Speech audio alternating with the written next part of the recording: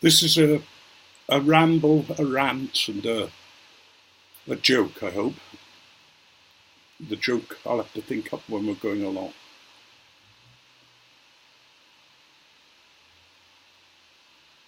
First of all, the semi-rant. There's been a lot of feathers ruffled over some criticism of one of our members.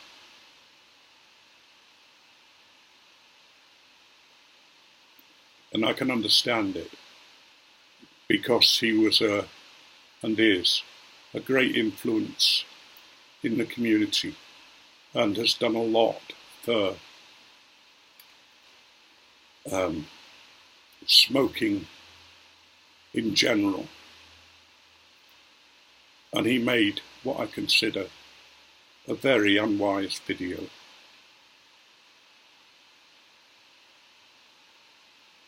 And people have said that, but other people have taken great offence at it. And I'm really sad about that,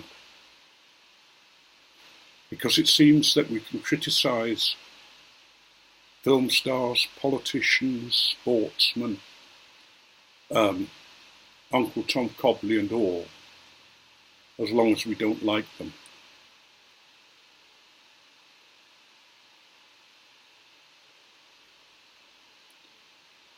But you know, we sometimes have to be honest with the people we like and about the people we like.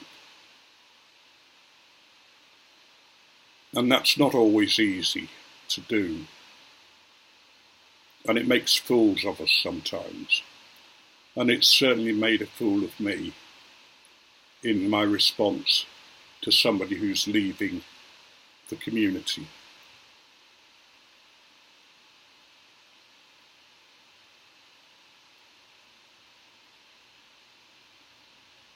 My response was bye-bye, which on reflection seems a bit hard. But the English have a different understanding of what words mean, and bye-bye is a way of saying goodbye without having any ulterior meaning.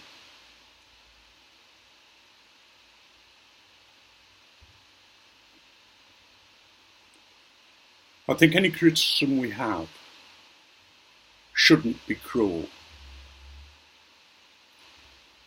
You know, it's all right to say, I don't agree with this. I think this is wrong and it needs mentioning. But there's a difference between what I call cruel personal destruction of someone and just a general statement of how you feel. We can't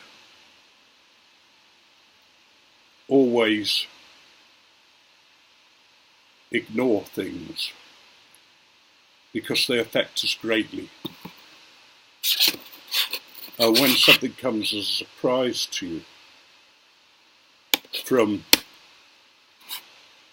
someone you didn't think it would come from, then you react.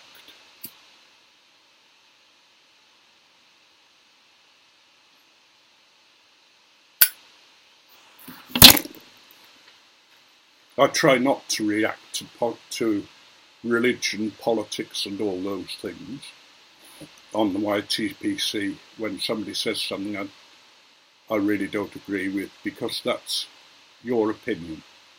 That's your well thought out decision. But if it's something that I think you've made a genuine mistake, then I might mention it.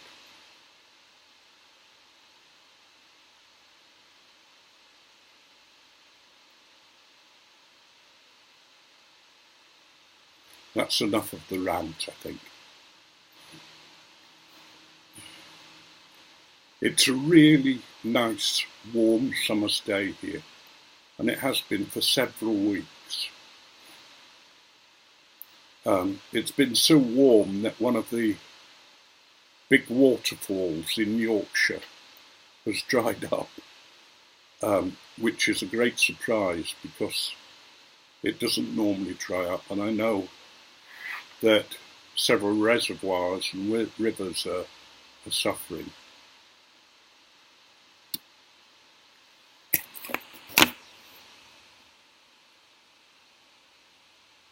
But I'm enjoying it.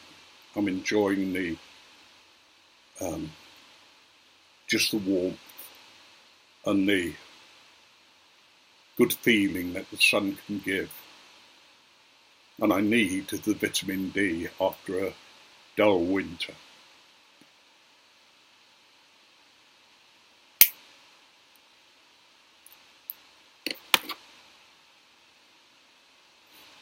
Having said that, I don't know how some of you guys in the States stand the heat where you are.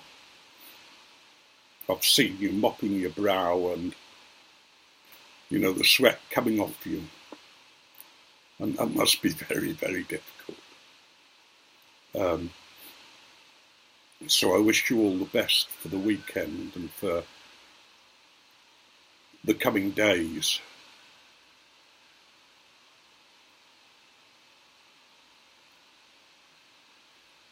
And I can understand how you look for the autumn and the change in the weather. Right, now for the joke.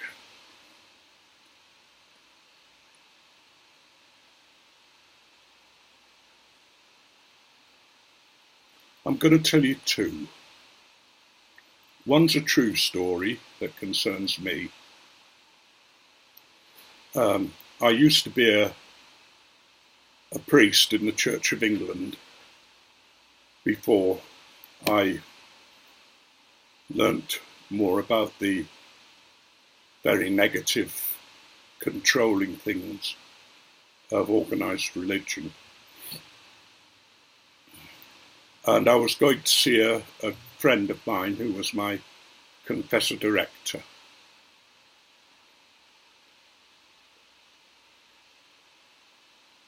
And at the time he lived as a monk in a very, very hard parish. It was in Bradford, and it included a street called Lum Lane.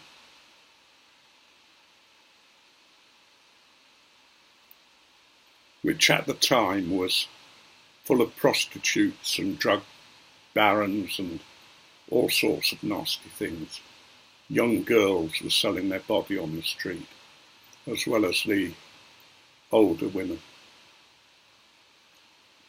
And thank God the Muslims moved in and tidied it up and made the region somewhere nice to live and somewhere where you could bring up children in safety.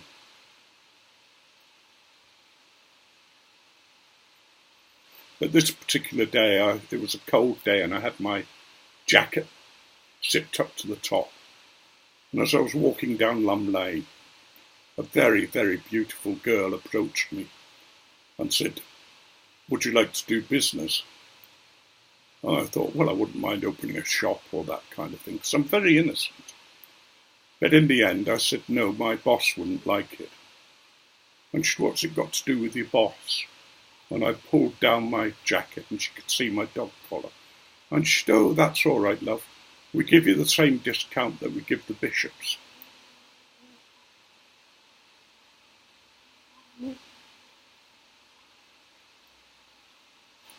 And I just couldn't help laughing.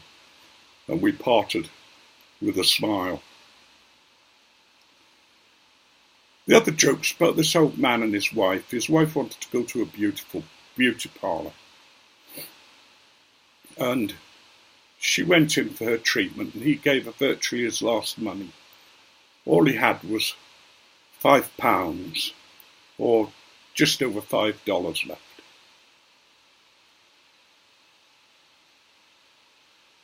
And he was stood outside the beauty parlour when he was approached by a lady of the street. And she offered him her services.